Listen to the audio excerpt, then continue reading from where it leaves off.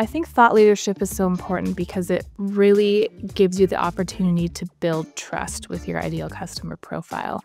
Again, I think so much ties back to that helping will sell, selling won't help. If you can establish your brand as an expert, as a thought leadership in the space, then your ideal customer profile will inherently look to you and go to you when they need help with their job without feeling like, oh, Verse is just going to sell me. If I download this piece of content, it's not going to be worth it. Welcome to Demand Bites, the podcast where B2B demand generation leaders find the strategies they need to grow. I'm your host, Ross Howard, Director of Insights at Inbox Insight. And in just 15 minutes, my guests and I will uncover what's broken in the B2B buyer journey and provide real-world strategies you can put to work right away. So whether you're looking for an innovative demand generation technique or expert advice on accelerating sales, this podcast gives you the tools you need to succeed. Ready to identify, educate, and convert your ideal customer profile, or at least learn how other people are doing it? Let's dive in. Julie Smutko, Head of Demand Generation from Verse.ai. Welcome to the podcast. Hello, it's great to be here. Thanks so much for coming on. So, Julie, you've had a fascinating journey leading up to your role of Head of Demand Generation at Verse. Could you share a little bit about your journey and your career in marketing? Yeah, so as far as I can remember back, I've always been very interested in marketing, or at least what I thought was marketing at a young age, and advertising. My kind of exposure to it was seeing movies of people in ad agencies, and I was like, oh, I want to do that. And so I kind of made it my life's goal to get into an agency. And then I got into an agency, and I was like, this is not what I want to be doing. So I kind of found my passion in in-house marketing and demand generation. I think my introduction to demand generation was with my last company, TSIA, where I was hired on as a content marketing strategist, and then they brought in a head of demand gen who kind of built out our demand gen function. So I was there, experiencing that as it was happening, which gave me just a ton of insight and knowledge into what demand generation was and how to really build and scale that engine. So I was with my last company for 8 years, working my way up to becoming the director of demand generation. And then a year ago, I found Verse, and I came over to Verse to lead the demand generation function for their team. Awesome. Yeah, full circle. And what's been like building out that function? How did you go about it? All right, so I've been at Verse for about a year now, and we've done some really cool things in terms of just building out the marketing function. I was talking about the identifying gaps and in the processes, and so we've built out some pretty cool lead scoring processes, lead nurture programs, really building out the content engine at Verse. So when I created the strategy for this year, it was all around brand awareness, lead generation, and thought leadership. And that was really everything that we did went back to those 3 pillars. The ultimate goal of driving, building pipeline and driving revenue. Fantastic. You mentioned thought leadership was one of those pillars. Why do you think that it's so important and relevant in today's landscape? I think thought leadership is so important because it really gives you the opportunity to build trust with your ideal customer profile. Again, I think so much ties back to that helping will sell, selling won't help. If you can establish your brand as an expert, as a thought leadership in the space, then your ideal customer profile will inherently look to you and go to you when they need help with their job without feeling like, oh, Verse is just going to sell me. If I download this piece of content, it's not going to be worth it. So I think that just building that initial trust and that rapport with prospects is huge before just kind of like, going in for the kill, as they say. I think, just it's brand trust is number one. Let's talk a little bit about what happens once that lead is generated. Somebody's come to the site, they've engaged with the content, and they're beginning to trust you, they become a lead. How do you hand that lead off to AEs or SDRs at Verse? How do you manage that process? So when it comes to lead nurturing and lead handoff, we have an automated lead nurture program built out, and it kind of depends on the source of the lead. So if a lead organically comes to the website, they fill out a form to get a piece of content, or maybe they submit one of the ROI calculators or something. They're going to go into our automated nurture program. They're going to get scored, and then once they engage up to a certain point, they will be handed off to an AE. If they're kind of just like plugging away and they're not engaging a ton, but they are engaging here and there, we'll continue to nurture them until they get to that point where we feel like they've showed enough intent, going back to lead scoring, that it makes sense to hand them off to an AE. If somebody comes to the website and they're requesting a demo, common sense, that's going to go straight to the AE for them to engage. Because they've set that appointment to talk with that AE. For whatever reason that demo is missed, that'll trigger them back into an automated workflow, and then marketing will come in and try to help the AE save that. If the lead is disqualified, depending on the reason, if it makes sense, like let's just say they don't have budget at that time, we'll continue to nurture them, keep them warm through automated lead nurture. We do content newsletters monthly just to keep Verse top of mind for them. Again, everything that we're doing in terms of lead nurture is all around that helping will sell. So our nurture tracks are not super salesy. It's like, hey, here's this piece of content that will help you figure out when the best time is to contact leads, stuff like that. Or, we did a webinar on compliance. Like, you should check this out because the laws are changing, that kind of thing. So I think that's the approach that we take. We try to make sure that we're not just taking leads based off their first engagement, throwing them over to sales, because 9 times out of 10, they're not ready. So we want to make sure that they're warm and they have had a really good introduction to Verse. They have an idea of who Verse is, what Verse does, how Verse can help them. They're familiar with the type of content, thought leadership that we're producing, so that when they do eventually get on the phone with an AE, they're like, yeah, I have a good idea about who you guys are. And, ideally, they're raising their hand on their own. If not, sometimes it does make sense for the AE to reach out based on their engagement. You mentioned that you were scoring the leads. What's your qualification scoring method? Is it just on number of engagements, or is there anything to do with what type of company it is?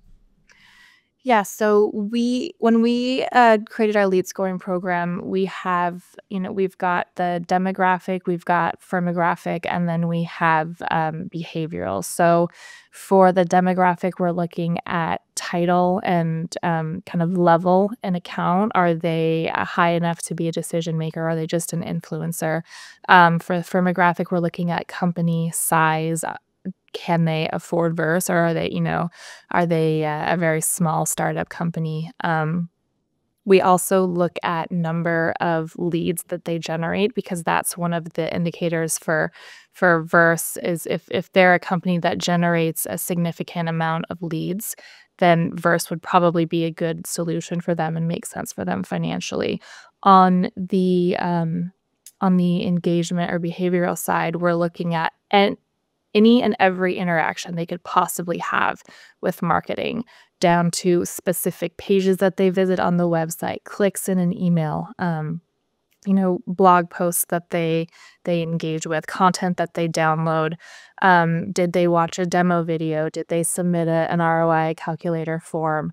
And everything is weighted based on what we feel like their intent could be, as well as kind of just some anecdotal conversations with the AEs. When we created our lead generation lead scoring program, we wanted to make sure that marketing wasn't just doing that in a silo, because the other side of that is really the AE component. So when we built out the actual scores for all of these, I think we've got like at least 30 different engagements that we're scoring on, again, ranging from a click in an email all the way to submitting the form to go into the demo hub. We vetted that with sales to make sure that they felt that like, okay, this engagement from my experience has indicated that they are ready to talk to somebody on our team. So that's the way that we approached lead scoring. And I think that once you launch your lead scoring program, it's important not to just set it and forget it. You need to constantly be looking at the qualified leads that are getting triggered and sent over to sales, making sure that they were ready to talk. If you're consistently seeing that the leads are getting over to sales and nothing is happening beyond that, then you probably need to go back to your lead scoring, um, kind of the values that you've given these engagements, and you probably want to lower them a little bit because you're sending them over to sales too soon. So that's the way that we've approached lead scoring. So you've mentioned that ROI calculator a couple of times. Are there any significant pieces of content or campaigns that you've been running that have been really successful for you?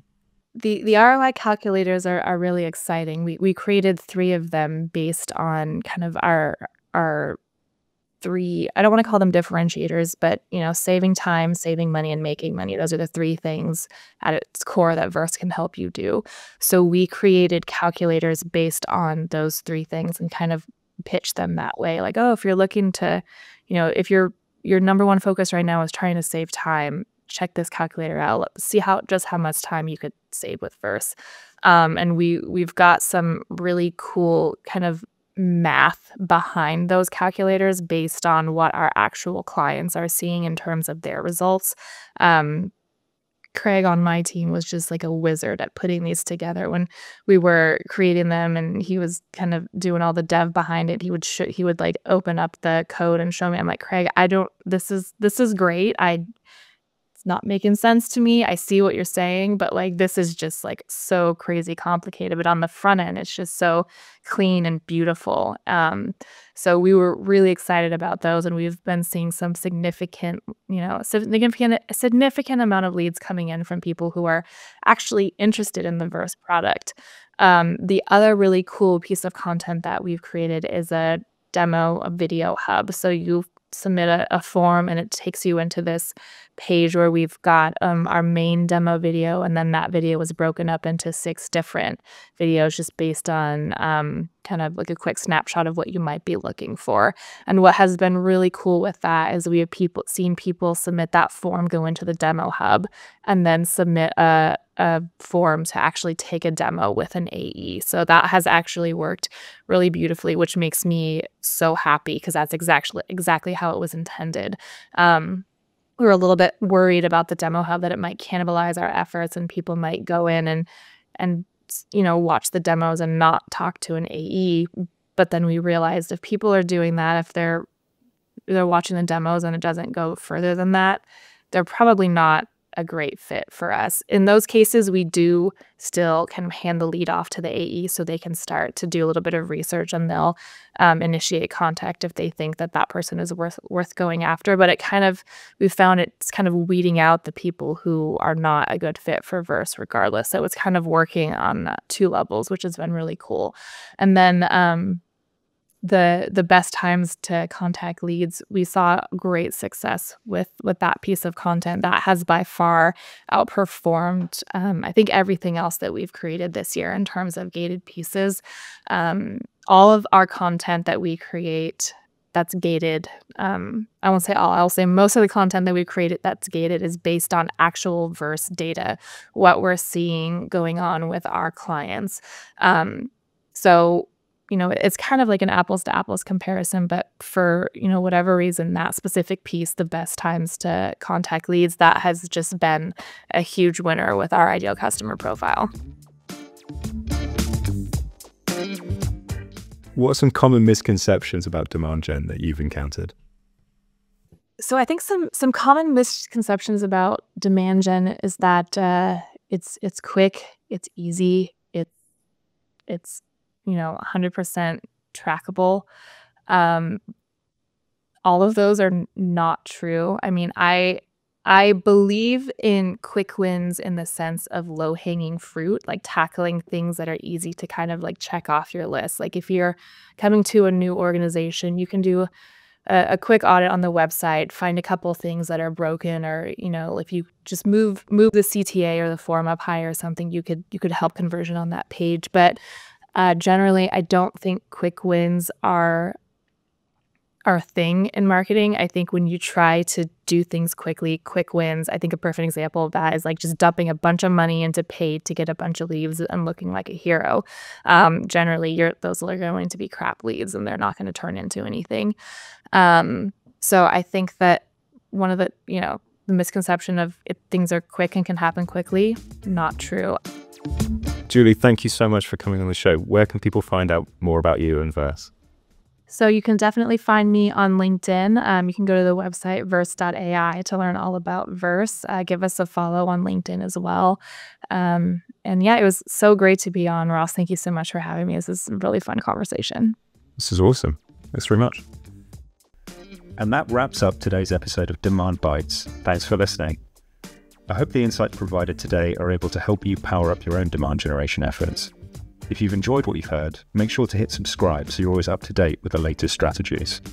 If you're looking for more insight, stay connected with Inbox Insight on LinkedIn and join a network of marketing leaders driving the future of demand gen.